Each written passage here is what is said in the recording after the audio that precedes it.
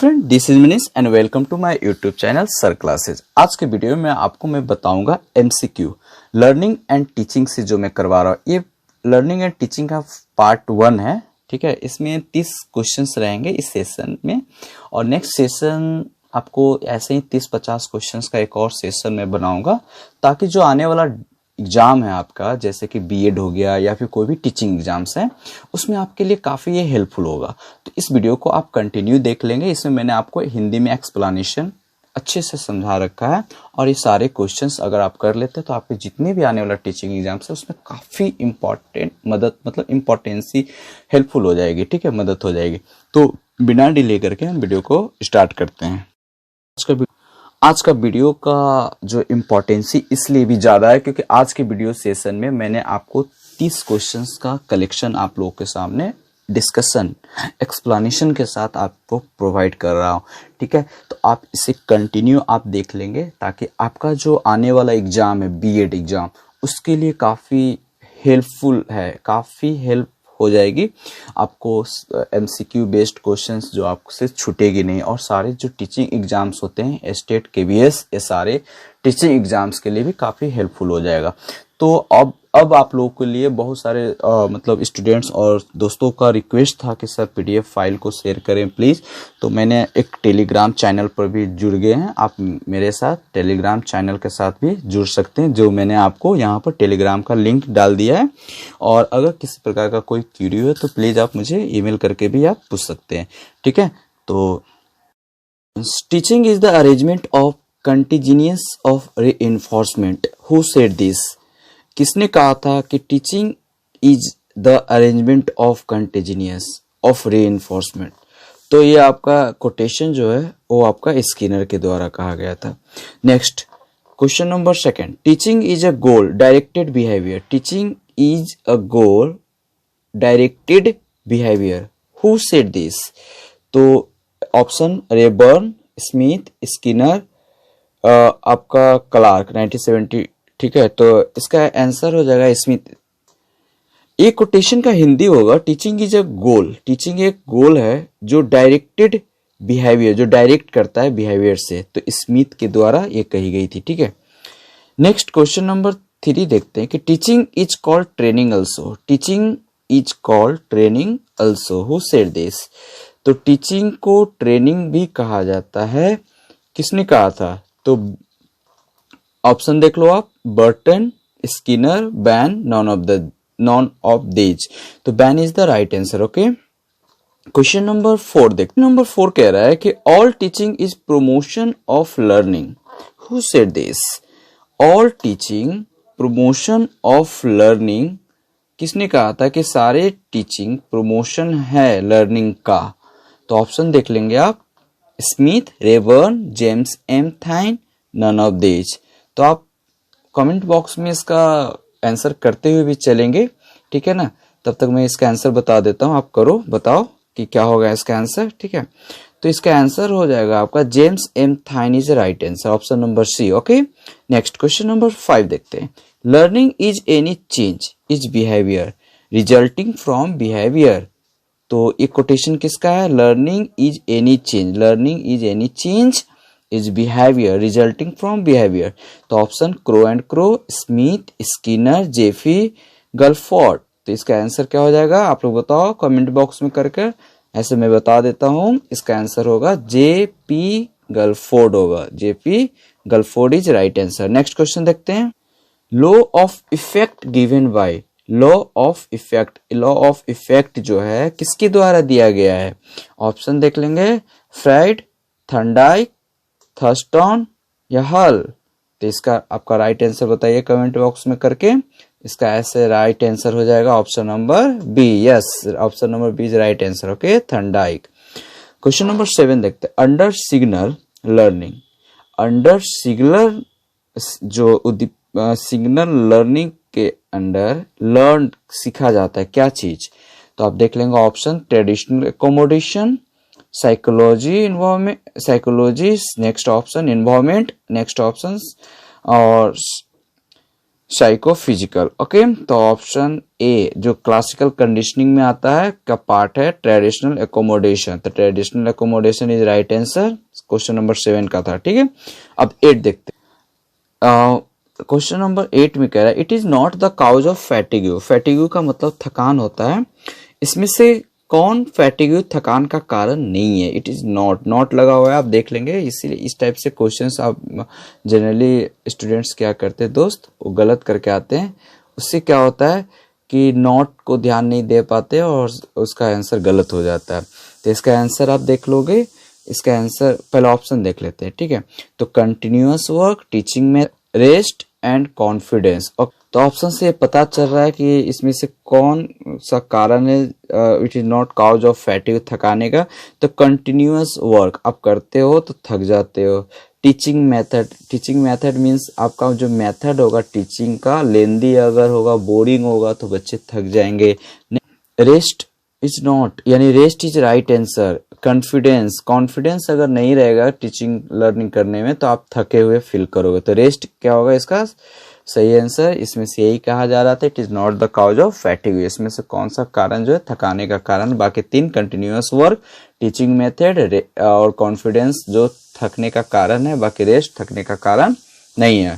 Question number 9 देखते हैं which is not the part of memory. इसमें से कौन सा मेमोरी का पार्ट नहीं है। लर्निंग, अटेंशन, रिकॉल और थिंकिंग। तो लर्निंग भी है मेमोरी का पार्ट, अटेंशन भी लर्निंग मेमोरी का पार्ट है, रिकॉल करना मेमोरी का पार्ट है, रिकॉल मीन्स याद करना, थिंकिंग सोचना, ये मेमोरी का पार्ट नहीं है। यानी इसका आंसर क्या हो जाएगा आपका 9 नंबर। ओके, नेक्स्ट देखते हैं। क्वेश्चन नंबर 10 कह रहा है कि in the true memory memorisation is done. In the true memory memorisation is done, किसके द्वारा ट्रू मेमोरी मेमोराइजेशन होता है, डन किया जाता है। तो ऑप्शन देख लेंगे आप, through habit, rotation, active, systematic. तो ट्रू में मतलब कह सकते हैं कि इसमें से कौन सा टेक्निक है कि जिससे आपकी जो मेमोरी का लेवल है वो बढ़ जाएगा और आप मेमोराइजेशन कर सकते हो मतलब लंबे समय तक।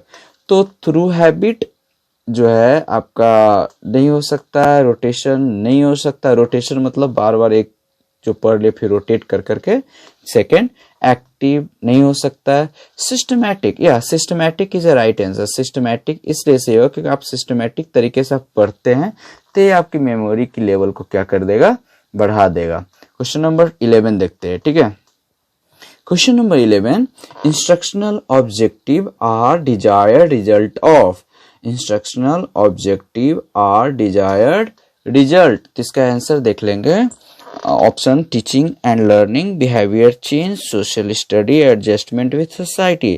तो इसमें ये कहा है इंस्ट्रक्शनल ऑब्जेक्टिव। वो इंस्ट्रक्शनल ऑब्जेक्टिव क्या है, डिजायर्ड रिजल्ट ऑफ। तो टीचिंग एंड लर्निंग का जो मतलब इसका आंसर होगा टीचिंग एंड लर्निंग। जो इंस्ट्रक्शनल ऑब्जेक्टिव है आर डिजायर्ड रिजल्ट, यानी टीचिंग और लर्निंग एक ऐसी चीज जिससे हम सारे चीजें मतलब डिजायरनेस आप पा सकते हैं, चेंज कर सकते हैं चीज़ों को। वो टीचिंग एंड लर्निंग एक ऐसा मेथड है। बिहेवियर चेंज नहीं है, सोशल स्टडीज नहीं होगा, एडजस्टमेंट विथ सोसाइटी नहीं होगा।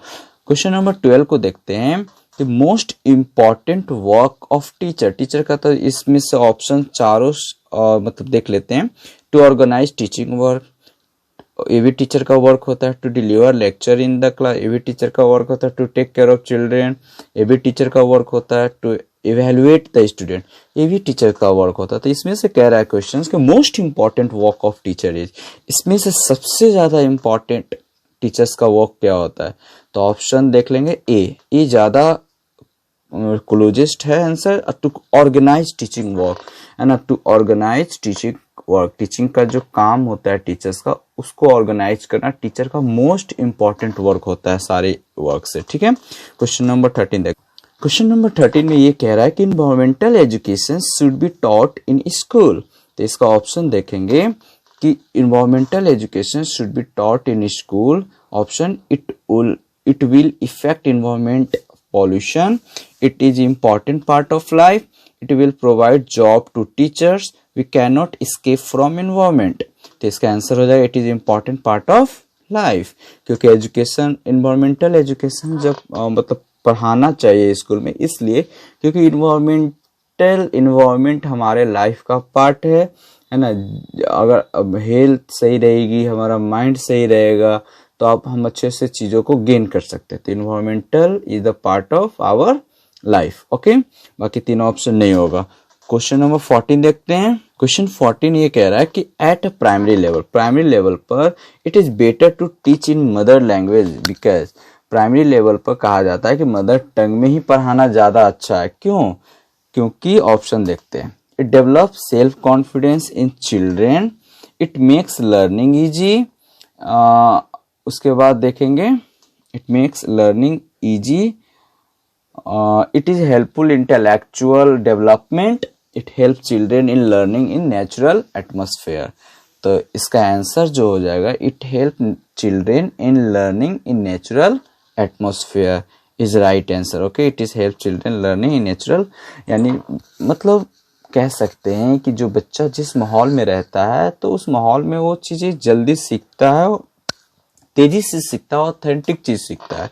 इसीलिए जो हमारा मदर टंग होता है उसमें लैंग्वेज में बेसिकली पढ़ाने की बात कही गई है। एनसीएफ 2005 में भी कही गई थी, 1986 पॉलिसी में भी कही गई थी, प्रोग्राम ऑफ एक्शन है ना, पीओए में भी 1992 में भी कही गई थी। वही सारे चीज़ें अब न्यू एजुकेशन पॉलिसी 2020 जो आया उसमें भी यही बात कहा गया कि क्लास 5 तक है ना बच्चों को मदर टंग में ही क्या करना चाहिए, पढ़ाना चाहिए।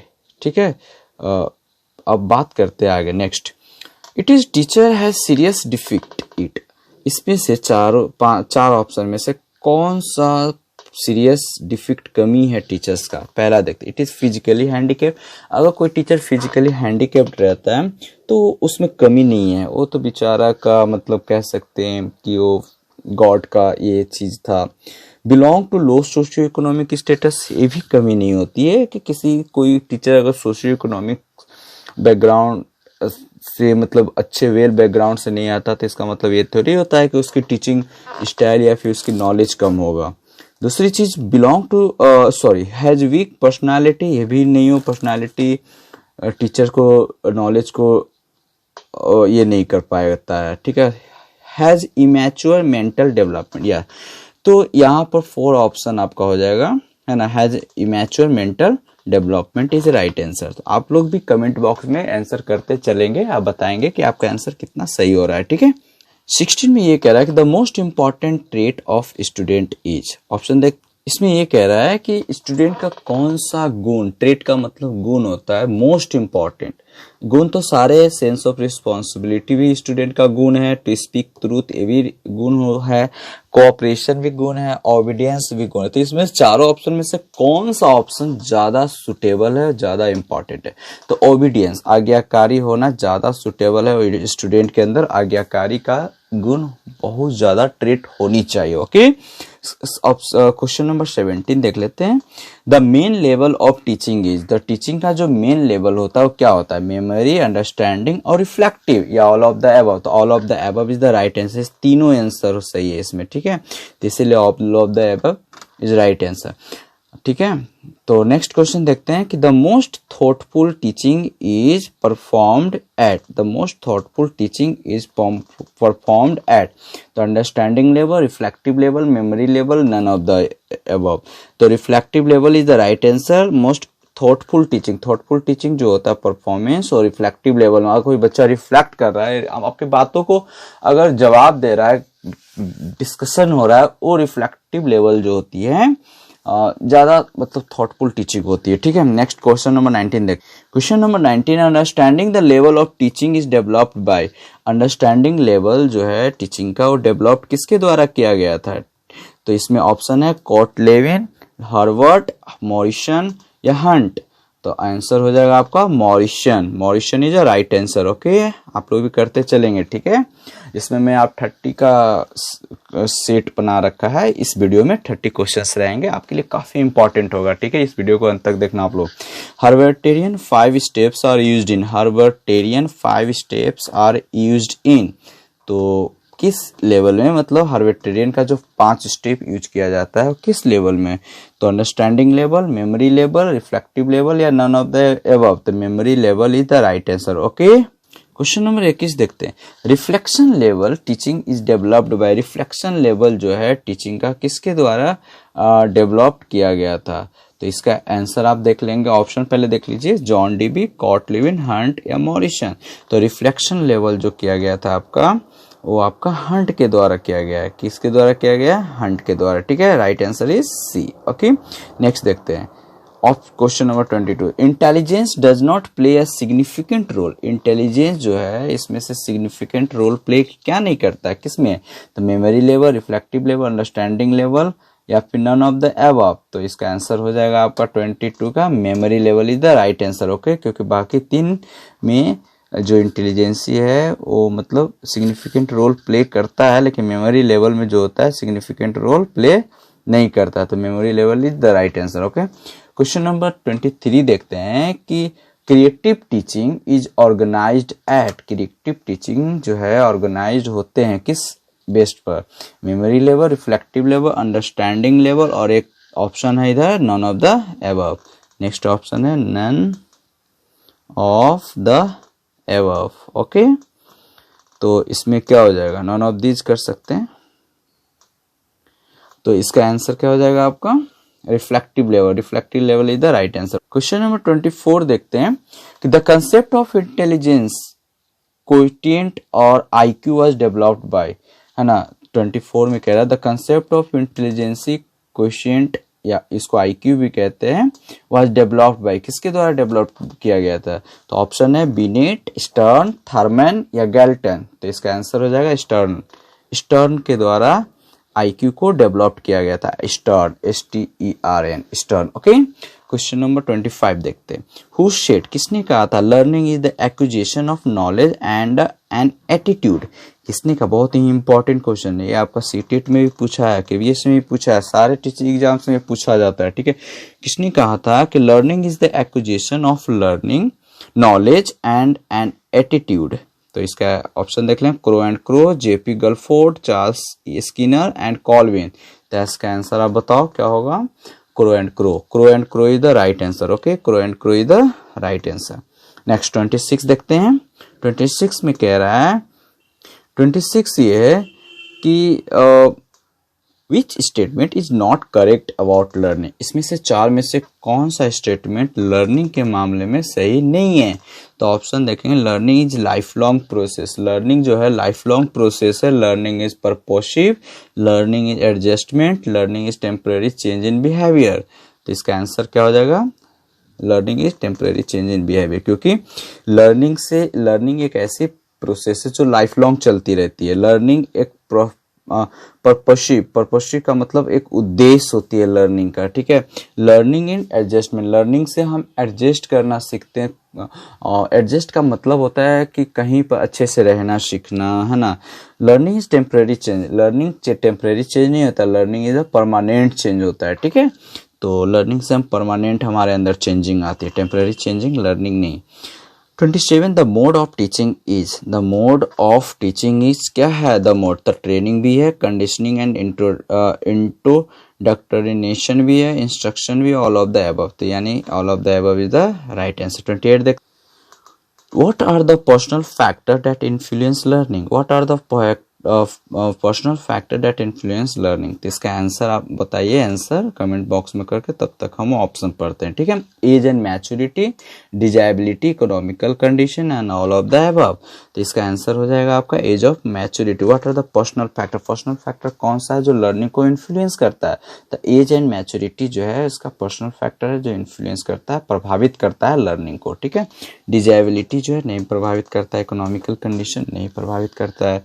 तो एज एंड मैच्योरिटी जो है पर्सनल फैक्टर है जो इन्फ्लुएंस करता है, प्रभावित करता है लर्निंग को। 29 देखते हैं। Which of the following is a sensitive period pertaining of language development? तो इसका ऑप्शन देख लेंगे, adulthood, early childhood period, prenatal period, middle childhood period. इसमें से कौन सा है जो सेंसिटिव पीरियड है जो पर्टेनिंग टू लैंग्वेज डेवलपमेंट, है ना, जो लैंग्वेज डेवलपमेंट में आपका मतलब इंपॉर्टेंट रोल प्ले करता है, कौन सा स्टेज? तो इसका ऑप्शन देख लेंगे 29 का। तो option adulthood, early childhood period, prenatal period, और मिडिल चाइल्डहुड पे। तो इसका आंसर हो जाएगा अर्ली चाइल्डहुड पीरियड जो होती है वो काफ़ी मतलब सेंसिटिव पीरियड होती है लैंग्वेज डेवलपमेंट में, ठीक है। ये सब ध्यान रखेंगे, काफ़ी सीटेट का पूछा हुआ क्वेश्चन है एंड 2016-18 में पूछा गया है, ठीक है। And the last question, a 5-year-old girl talk to herself. एक 5 साल की लड़की है जो अपने बारे में बात करती है। While trying to fold a T shirt, उस कोशिश कर रही है टी शर्ट को फोल्ड करने। विच of the following statement is correct in the contest of the behaviour displayed by the girl. तो इसमें से इस स्टेटमेंट में से कौन सा सही है जो उसकी बिहेवियर, लड़की के बिहेवियर को शो कर रहा है। ऑप्शन सुन लेंगे। जीन पियाजे would explain this is social interaction, which while Lev Vygotsky would explain this is an exploration. Option second, Jean Piaget and Lev Vygotsky would explain this is a child attempt to imitate her mother.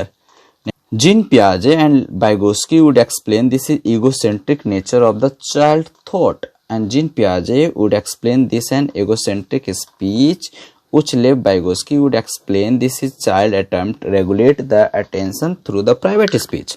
तो आपको मैं बता दूं कि gene पियाजे ने egocentric speech की बात की है, अब वाइगोस्की ने प्राइवेट स्पीच की बात की है, लेकिन दोनों ने ईगोसेंट्रिक नेचर टाइप्स का जो बच्चे की बिहेवियर को एक्सप्लेन करने की जो बात कही थी वो दोनों का कंसेप्ट था, मिलता जुलता था, इसलिए ऑप्शन नंबर सी हो जाएगा इसका आंसर, ठीक है।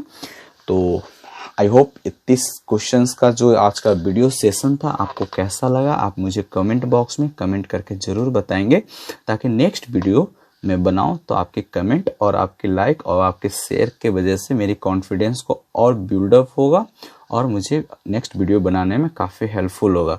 तो देखते रहें सर क्लासेस। नेक्स्ट वीडियो के साथ फिर मिलते हैं, तब तक के लिए आपका दिन शुभ हो। बाय।